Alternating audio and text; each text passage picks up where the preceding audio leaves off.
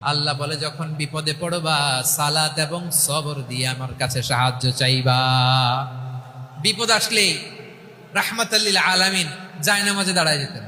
আমরা বিপদ আসলে কি করি? হাই হুতাশ, ফেসবুকে স্ট্যাটাস দেই, ঠিক কিনা? হ্যাঁ, ফেসবুকে শেয়ার দেই। বিপদ আসলে বন্ধুর সাথে শেয়ার দেওয়ার আগে, নিজের স্ত্রীর সাথে শেয়ার দেওয়ার আগে, ফেসবুকে শেয়ার দেওয়ার আগে শেয়ার করবো কার সাথে? আল্লাহর সাথে। কারণ আপনার বিপদ থেকে আপনার কেউ উদ্ধার করতে পারে না, একজন সত্তা ছাড়া। চিল্লায় বলতে হবে তিনি কে? সে আল্লাহ বলেন, গোলাম বিপদের ধৈর্য ধারণ করো। আল্লাহর হাবিবকে আল্লাহ সান্ত্বনা দিচ্ছেন, মুসমির আলা মা ইয়াকুলুনা ওয়াহজুরহুম হাজরান জামিলা। ও নবী, ওরা যা বলে মন খারাপ করবেন না, মন ভাঙবেন না, ধৈর্য ধারণ করুন। ওয়াহজুরহুম হাজরান